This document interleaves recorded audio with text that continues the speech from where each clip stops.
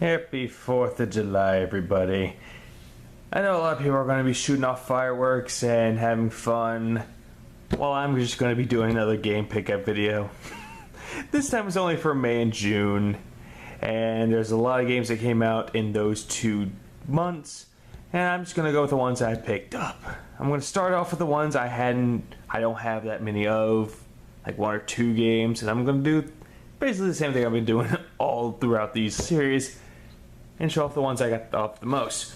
Starting with the first one I got for PlayStation 3, Binary Domain.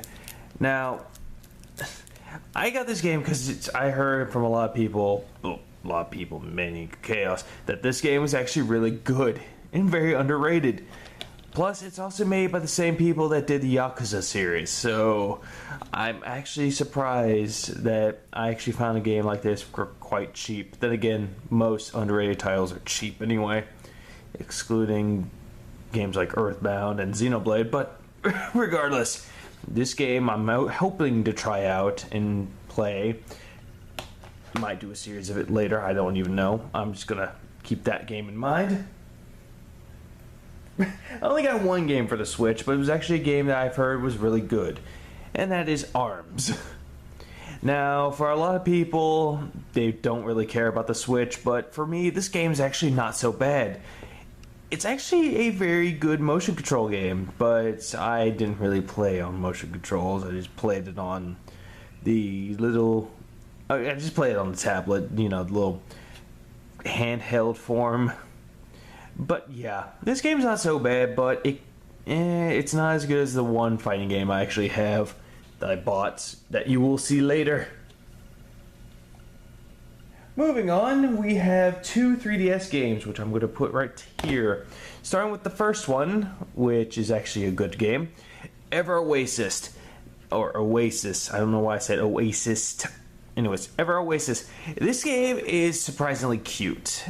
It's very cutesy in regard, but it's also really good when it comes to other things. Combat's smooth. I would say kind of like building your oasis is kind of interesting too. It kind of makes you care for the people that you bring in as residents. But did I say this game is really cute? It is really fucking cute. And apparently Ignis came up with a new recipe. But yeah, this game is actually really good. I would highly recommend that people get this game if they do have a 3DS and they want something more fun. And a little side note, this is actually made by the same people that did the 3DS versions of Ocarina of Time and Majora's Mask. And also that one game called Flower Town, or something that has to do with flowers for the Street Pass games. But it's a really good game. I would highly recommend people getting it. Fire Emblem Echoes, if this thing will zoom in faster. Shadows of Valentia.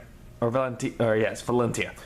I actually did an unboxing of this game because there was a limited edition of it, which wasn't so bad. However, there are some things I have wrong with it. Like, for one, if you do the dungeon exploration, the controls for it kind of feel weird. But other than that, I'm kind of not used to the old Fire Emblem style of games. But it's not so bad. I prefer this over Fates just a tiny bit. But yeah, you can play as 2 different side stories, something that Sacred Stone should have done, but I understood why they couldn't do it for that. But yeah, it's interesting to see both sides of the story. So yeah, for 3DS games of the year, this isn't one of it. I kind of prefer Oasis, but it's still a really good Fire Emblem title in its regards. Now we're going to move on to the PS4 games. You know, the one system I own the most of now. Back then it was 360, now it's PS4. But now you still own a lot of PS3 games too, but now it's PS4, because PS4 is fucking awesome. Starting with the first one. Final Fantasy X-2 HD Remaster for PS4. Now, this means I own all 3 versions of the HD Remaster. I own the Vita version and the PS4 version, and now this version. And it actually is really beautiful for the PS4. I think it's the prettiest out of the other 2. Out of all 3 games that they put out for Final Fantasy X, this is actually the prettiest one. Although I can say that Final Fantasy X is still not my favorite Final Fantasy, I give that to Final Fantasy IX. Hell, even the creator said so. But regardless, This is actually really good. It's really pretty. I would highly recommend people getting this. It's $20, so it wouldn't be that hard to get. Lego Marvel Superheroes. Again, this game was $20 when I bought it, and why not? Just why not? I figured since I'm going to take in 2 stepchildren, I figured I might as well get a game for them so that they could play with me or just play overall if they ever did get my PS4, which I don't think they will. They'll never get my PS4. And I love how the triumphant music of Final Fantasy 15 plays in the background as I say that. Or battle music. But yeah, this game is actually pretty fun. I think I can actually platinum this game, so yeah. Let's move on. Star Ocean, or Star Ocean 5, Integrity and Faithlessness. I only got this game because it was $15 and it was the day 1 edition. Just why not for that? But yeah, Chaos kind of gave me a weird. He asked me why I bought this, even though he's bought this game and he hated this game. But I don't blame him. The game is not so bad, but it could have been. It's a meh. Could have been better. Plus, I would rather say that people could rent this game rather than buying it itself. Let's move on to the one game I was telling you about earlier. Tekken 7. At first I really didn't want to get Tekken 7 if the stupid camera will focus, and but there we go. I didn't want to get Tekken 7 at first, but then later on I know a bunch of people that I knew actually got this game and they played it and they loved it. And I decided to buy it and I actually loved it too. I would say if I had to pick a fighting game of this year, it will be Tekken 7. And I should know, I actually platinumed the damn game. I did not really expect I didn't expect myself to platinum the game. And also, I actually have a special video planned for Tekken 7, which is actually going to be a start of a new series, which you will see this Saturday, because I'm actually going to upload it there. Or maybe Thursday, I don't know. Sometime this week. The Surge. I only got this game because one guy in particular, by the name of Lich, was going on and on about it. This is made by the same people that did Lords of the Fallen. It's like they took things out of Lords of the Fallen and they improved on it. They improved on the combat and they improved on everything else.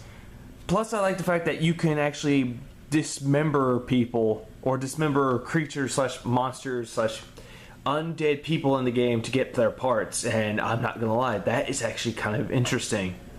I'm also interested to see how they're gonna how the game progresses. Even though I'm still like in the first or second area, I just usually do this to grind. I do this in most RPGs like Dark Souls and all that, but this game is actually really nice, and I wanted to continue more to see how well they progress.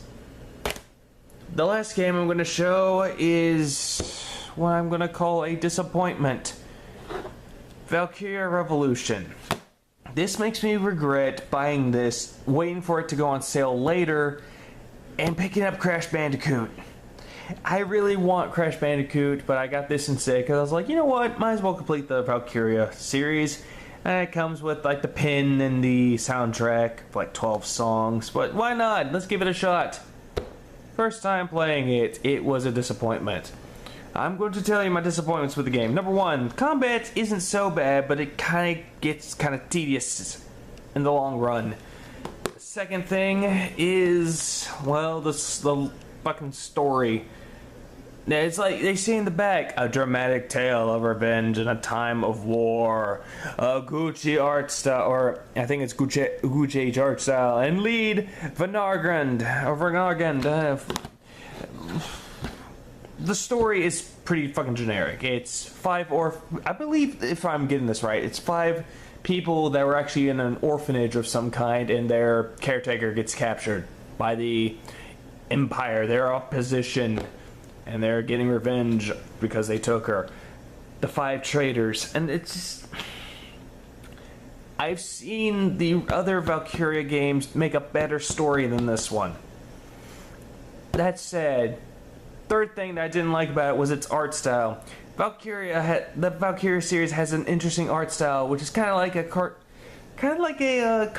comic strip type of thing, but it actually does it better. with that one. This one just takes the cutscenes from, or not cutscenes, but the style of the original Valkyria series, adds in Tails. That it doesn't work. That does not work as an art style. Jesus. The last thing I could say that was bad was kind of the voice acting. Some of it's okay, but the rest of it's like, did they hire amateurs for this? Or did they just read their lines like they're fucking haphazard or fucking tired? It just makes you fucking wonder. Also, the main character is kind of bleh. The only thing I can say that's decent is the music. Valkyria has a really good soundtrack, and this one has a good one too, but if I had to give a recommendation for it, I would just say borrow this, or rent it if you can. Just to make it for yourself if you want to buy it or not, or just wait till it goes on sale for 20 bucks. But if I had to give it a numerical score, probably a 6 or 5 out of 10 tops. So there we go. That is my pickups for May and June of this year. And again, happy 4th of July to everybody. Shoot them fireworks, eat them barbecue ribs, and just be careful not to get drunk and set off a firework that explodes in your hand. Trust me, I've done this before. But then again, I was a little kid, not drunk, and I was kind of a stupid kid back then. But anyways, thank you so much for watching. I will probably do another game pickup video sometime if I get the requirements of games.